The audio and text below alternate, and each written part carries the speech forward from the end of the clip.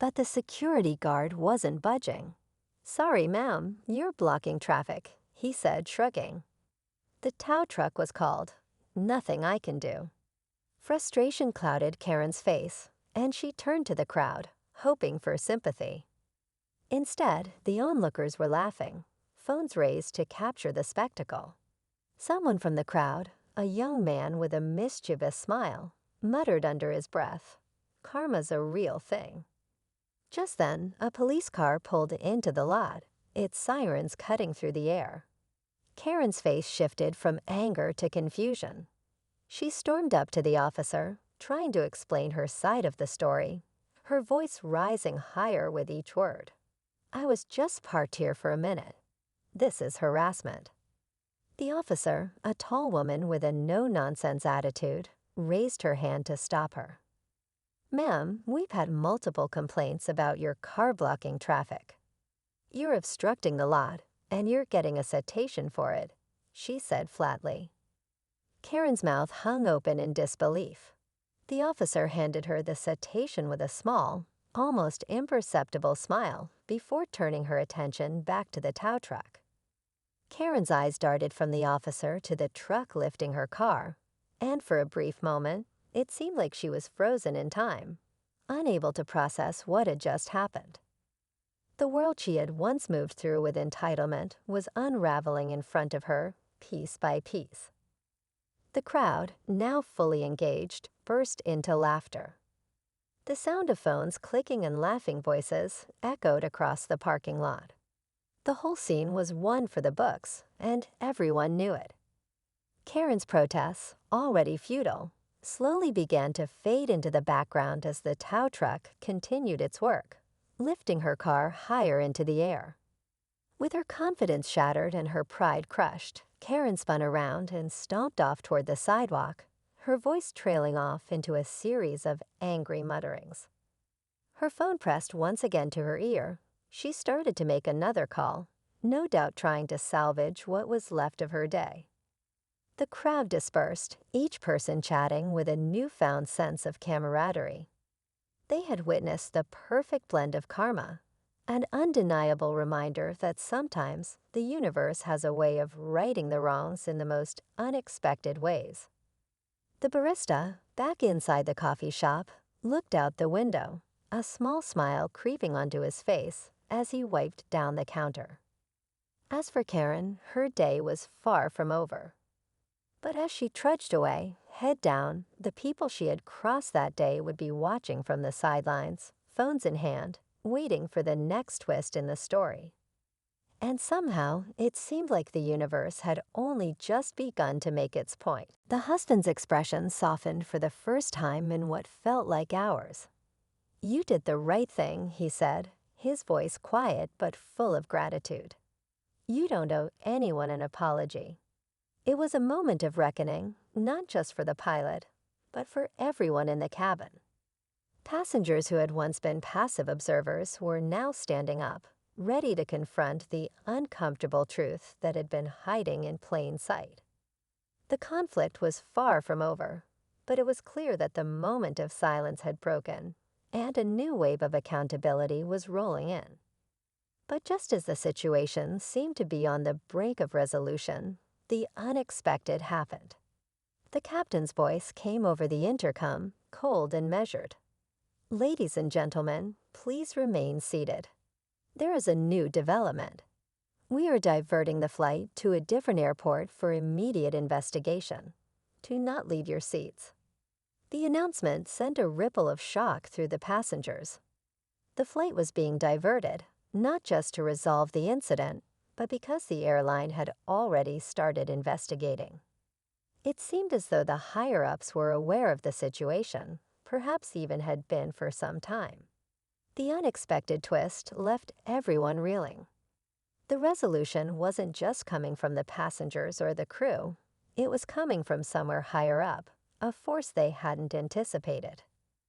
The husband looked around the cabin, his eyes searching for any sign of relief. But it was clear now that this moment was just the beginning. The fight for justice wasn't over. In fact, it had only just begun. The passengers, the crew, and everyone involved would have to face the consequences of their silence, their complicity, and their actions.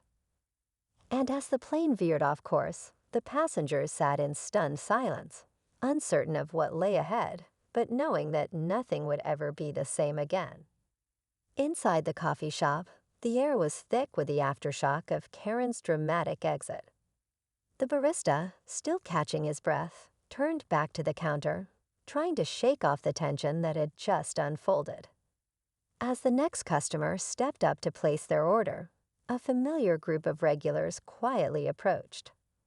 One of them, a middle-aged man with a warm smile, reached into his pocket and dropped a stack of cash into the tip jar, passing it around to the others. "For dealing with that," he said with a grin, and the others followed suit, adding a little more than usual, all the while chuckling at the drama they'd just witnessed. The barista, still processing the chaos, couldn't help but smile. The group laughed, and one of them raised a cup in the air. "Here's to the real MVP." They all cheered, knowing that they had all somehow turned a potentially unpleasant moment into something positive. Outside, Karen could be seen pacing angrily, still on the phone, her frustration boiling over as she tried to salvage the day in vain. Her phone pressed tightly to her ear, she muttered obscenities, unaware of the collective amusement building behind her. The crowd in the parking lot had already started to gather, forming a loose circle as Karen's car sat parked in a spot that blocked several others. A few people exchanged knowing looks, waiting for what they knew was inevitable. As Karen continued her rant, a sharp, mechanical noise broke the tension. The tow truck had arrived. Karen spun around, her eyes wide as the tow truck slowly began to lift her car. "What is this?" she screamed, her voice high with indignation. "This is outrageous.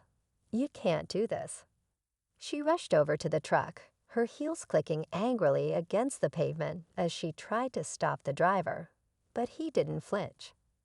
He simply continued his work, his eyes focused on the task. "Ma'am, you're blocking the lot. You'll need to move your car," the security guard said in a monotone voice, offering no room for negotiation. Karen's face reddened with fury. She stormed over to him, hands on her hips, ready for a confrontation. "Do you know who I am? I'm not just some random person. This is ridiculous," she shouted. In a quiet courtroom where respect and decorum are expected, tensions flared in a way no one anticipated. A seasoned black judge, known for his fairness and patience, found himself face to face with an officer whose arrogance overshadowed her badge. The officer, a white woman with a sharp tone and dismissive demeanor, seemed determined to challenge his authority at every turn. Witnesses were stunned as she spoke over him, disregarding his questions and commands. The air grew thick with tension as the judge calmly held his ground, his piercing gaze revealing he was not one to be undermined. As the courtroom watched in disbelief, the judge's decision left everyone silent, including the defiant officer. What happened next was a lesson in humility, respect, and the power of justice. Stay tuned as we unravel this unforgettable story of pride, power, and a verdict no one saw coming. As the plane's doors closed and the crew began their final checks, an uncomfortable silence fell over the cabin. The woman, seated near the window, tried to focus on the view outside, her mind racing. Her heart pounded in her chest, but she refused to let the pilot's actions shake her confidence. She had faced discrimination before, on the streets, in the workplace, even in the stores, but never had it come from someone entrusted with the lives of hundreds of people. How could a professional, someone whose job it was to ensure safety, let his personal prejudices affect his duty? The passengers, too, felt the tension. Some whispered nervously, others kept their eyes locked on the pilot's cockpit door, wondering if he would back down or if this would escalate further. One elderly man, who had been observing the situation from his seat, quietly reached for his phone, ready to document the event. But there was more at play than just a dispute between a pilot and a passenger. The woman's husband, who had been watching quietly from across the aisle, stood up. His jaw tightened, and his eyes narrowed in a way that made the surrounding passengers take notice.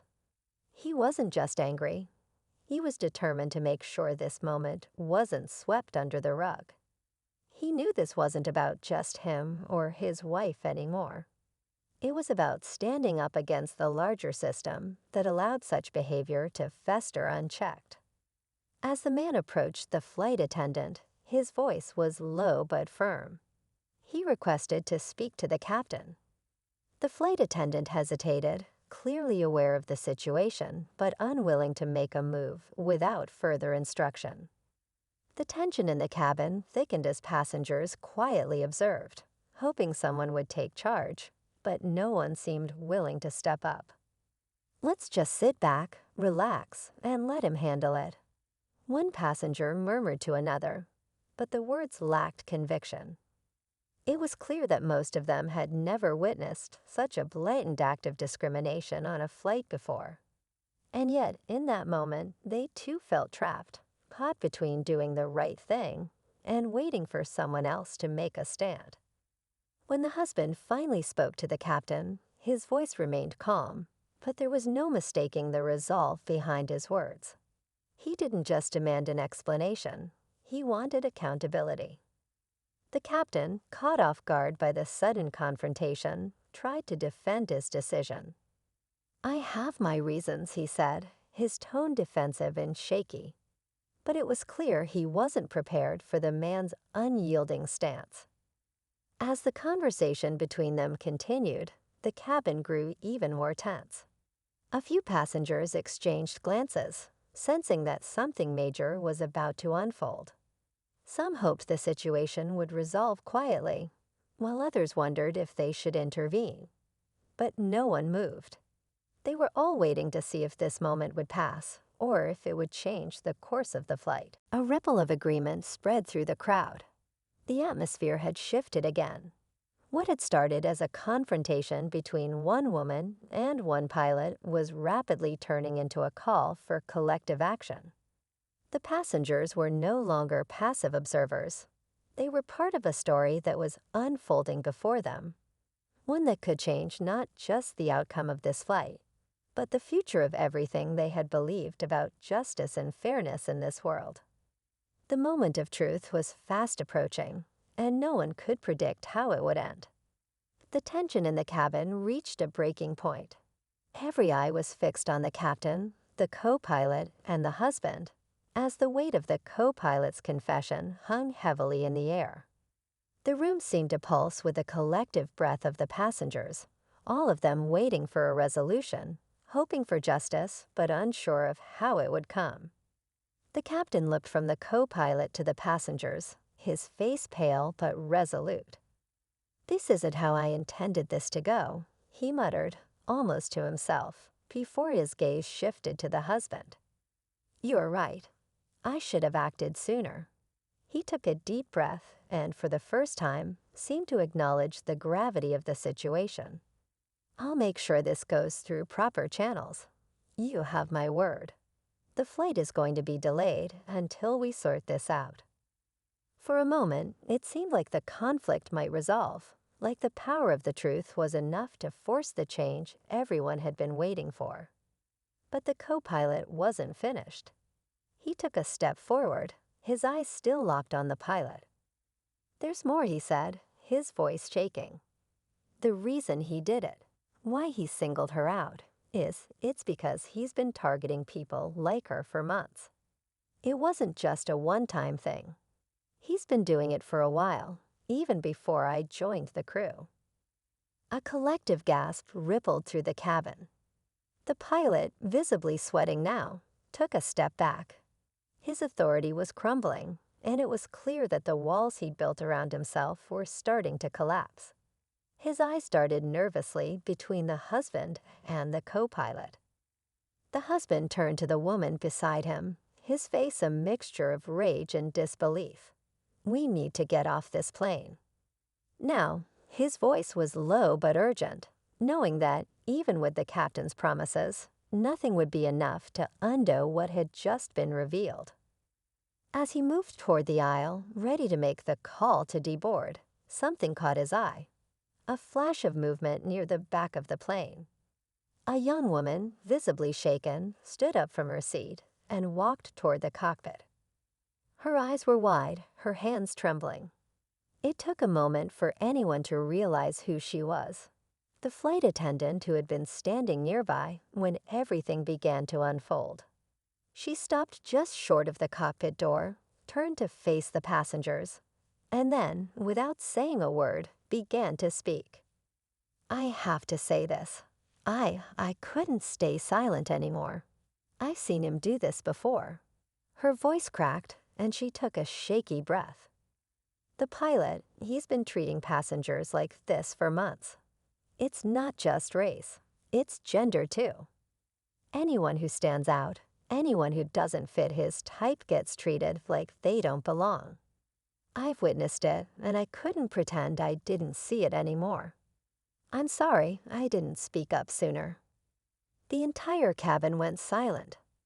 The flight attendants stood frozen, their faces pale, as the truth poured out of the young woman. She hadn't just been a bystander. She had witnessed this behavior firsthand, and now she was speaking up. Her voice, full of fear yet undeniably resolute, echoed through the cabin. I'm going to report it. All of it. Right after we land. The pilot, now cornered by multiple witnesses, said nothing. His face twisted in a grimace, unable to defend himself any longer. His reputation, built over years of flying, was crumbling before him, and all he could do was stand there in silence. The woman, still shaking, turned to the husband, who had frozen mid-step. I'm sorry, she said, her voice trembling. I should have said something sooner, but I was afraid. I thought if I did, I'd lose my job. But I can't be silent anymore. The passengers could feel it now, the change in the air. What started as a simple issue had escalated into something far more significant. Some passengers began to voice their opinions quietly, cautiously, aware of the delicate balance in the cabin. He's wrong, one passenger whispered to another. I don't care what his reasons are, no one should be treated like that. But others were more hesitant. They had never seen a confrontation like this before, and they feared where it might lead. One by one, eyes turned toward the aisle where the confrontation was unfolding. The husband, though, wasn't backing down. He was prepared for whatever came next. The woman beside him, tense but silent, felt her heart race. Her husband had always been her rock, the one person who stood by her no matter what. But this was different. The stakes were higher than they had ever been. She looked at him, catching his eye, and silently nodded. This was no longer just about the flight or the pilot. It was about something much larger. From the back of the cabin, an elderly man stood up. His hands shook slightly, but his voice was steady when he addressed the flight attendants. I've been flying for years. This isn't right. You can't let this man get away with this. I'll take my complaint to the highest levels if I have to. His words were quiet but carried a sense of authority, as if he had seen enough in his life to know when something was wrong. The tension was unbearable now. Every word, every action seemed to ripple through the cabin. Passengers were no longer just observers. They were part of this unfolding drama. Some leaned forward, straining to hear the exchange between the husband and the flight crew. Others sat back, unsure of how they should react, but they were all waiting. Suddenly, the cockpit door opened. The captain stepped out, his face pale but determined. He approached the husband, his eyes never quite meeting his. There was a long pause, the noise of the plane's engines humming in the background. The flight attendants held their breath. You're going to need to calm down, the captain said, his voice quieter than before, but still carrying authority. His words felt hollow, as if he was trying to reclaim control over a situation he no longer had power over. The husband didn't flinch. He stepped forward, his stance unwavering. "No, you're going to listen," he said, his voice ringing with a calm intensity that made the entire cabin go silent. "You don't get to decide who gets on this flight based on the color of their skin. You don't get to use your position to intimidate people. We're all human beings. And I'm not backing down until you understand that." The passengers, who had been sitting in quiet unease, could no longer look away. The confrontation was reaching its boiling point, and everyone felt it. The pilot, standing there, knew that this was no longer about just one woman, one husband, or one flight. It was a test of power, a test of what people would do when pushed to the brink. The seconds dragged on, and then, without warning, everything went still. The captain's eyes flickered nervously. His jaw tightened. He glanced over his shoulder, as if hoping for someone to step in and break the silence. But no one did. The woman's hands clenched into fists, her gaze never leaving the pilot. This was it. The moment had arrived. And whether this would end in a compromise, a confrontation, or something far worse, no one could say. With every passing minute, the woman's frustration grew. She had worked too hard, fought too many battles, to let someone's personal biases stand in the way of her journey. And yet she could feel the weight of history pressing down on her, the invisible barriers that many Black people faced every day. Her husband, ever her protector, stood by her side, ready to do whatever it took. Back in the cockpit, the pilot's confidence was faltering. He had expected the situation to blow over, but instead it was escalating, and the weight of his actions was beginning to sink in. He had made a choice that had not just put one person at risk, but had now forced a confrontation in front of an entire cabin of passengers. For the first time in a long time, the pilot found himself questioning his authority. He had always prided himself on being in control, but here he was, trapped by his own pride and prejudice. His gaze shifted nervously toward the door, unsure of how this would end. Meanwhile, the husband remained calm but firm. He knew that this wasn't just about getting the pilot to apologize. It was about challenging the system that allowed such behavior to persist, unchecked. But as the flight attendants hovered nervously nearby, unsure of what to do, he knew this moment could go one of two ways. It could either expose the ugly truth that some people would rather sweep under the rug, or it could backfire, further inflaming the situation. The next few minutes seemed to stretch on endlessly. With every passing second, the air inside the cabin grew heavier, the weight of the situation pulling everyone in. Something had to give. But whether it was the pilot, the crew, or the passengers who would be the first to act remained uncertain. Everyone waited, the tension in the air so thick you could almost touch it. The story of what would happen next was still unfolding. The minutes stretched into what felt like an eternity. Every second that passed, the atmosphere in the cabin grew thicker with anticipation. Passengers shifted in their seats, unable to ignore the quiet standoff unfolding just a few rows away. Some tried to pretend nothing was happening, staring at their phones or looking out the windows, but the undercurrent of tension was undeniable. Everyone knew this was no ordinary disagreement. This was something much bigger, something that would change the dynamic of the flight forever. The husband's voice remained calm, but the conviction behind it grew stronger with every word. He wasn't just asking for an explanation anymore. He was making it clear that this behavior would not go unchallenged. "You don't get to treat people like this," he said, his words sharp and measured, each one carrying the weight of a lifetime of injustice. "Not on this plane. Not in this country." The flight attendants exchanged nervous glances. The captain's voice crackled over the intercom, trying to mask the tension, offering a rushed update on the flight's status.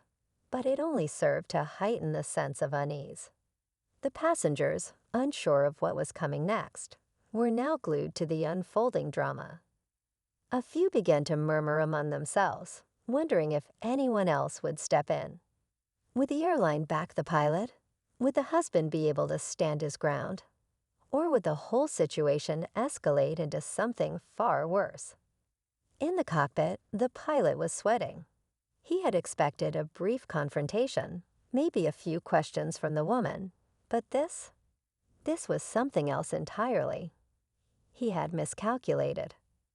His grip on the yoke tightened as his mind raced, struggling to think of a way out of this. His authority was slipping away, and he knew that every word he spoke now could either make the situation better or worse.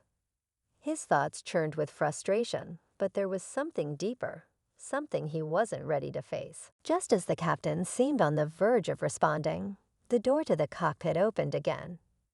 But this time, it wasn't the captain who emerged. It was the co-pilot, his face flushed with a mixture of concern and something darker, something the passengers couldn't quite read. His eyes flickered nervously across the cabin before settling on the husband, and then, almost as if drawn by some unseen force, he turned to the pilot. "Sir," the co-pilot said, his voice unusually tight, "we have a situation." The room fell into a stunned silence. For a moment, no one moved. The tension in the cabin spiked as the passengers exchanged uneasy glances, unsure of what was unfolding. Was there more to this?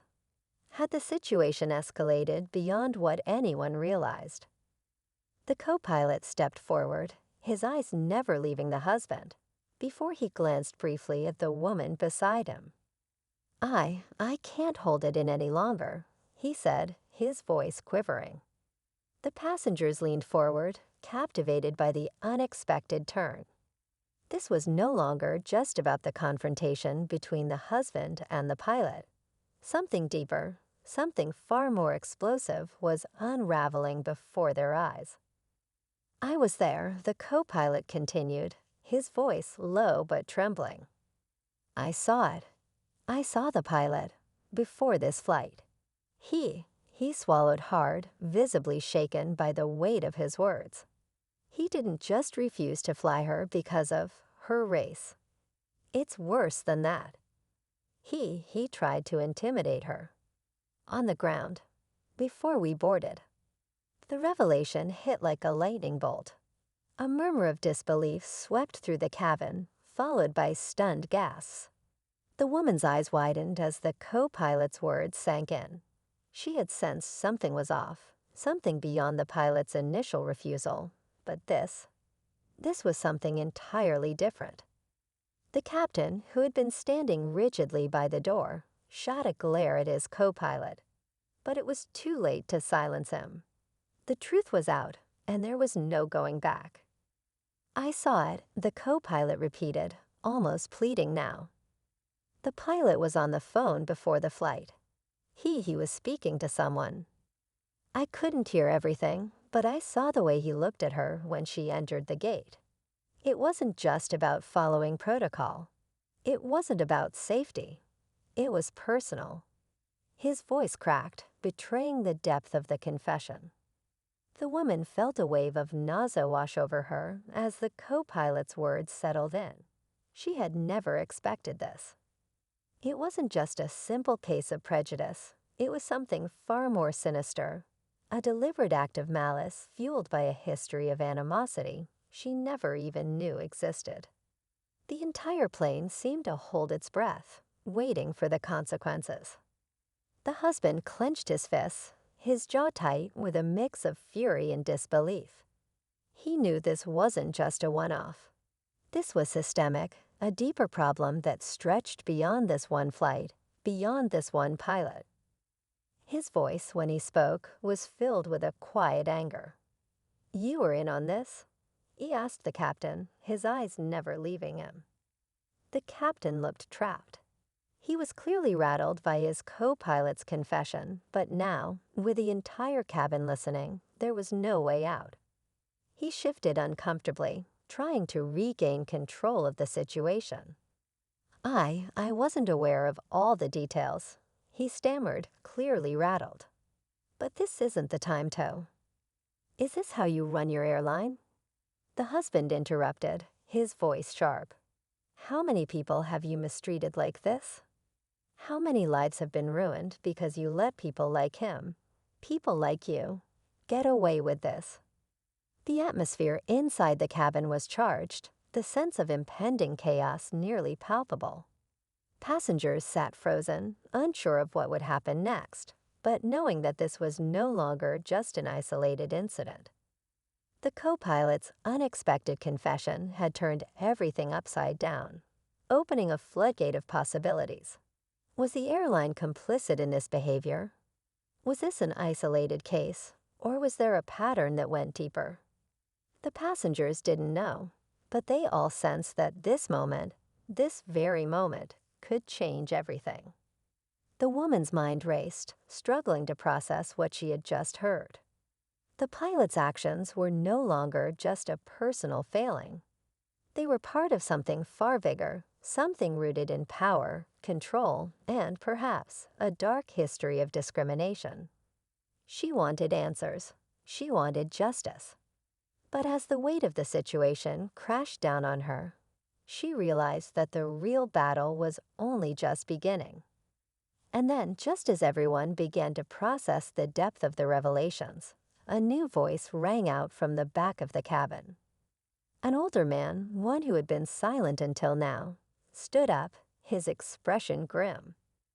"I think it's time we make a decision," he said, his voice carrying across the cabin. "This isn't just about one man's prejudice. This is about all of us. And if we let this slide, we're all complicit."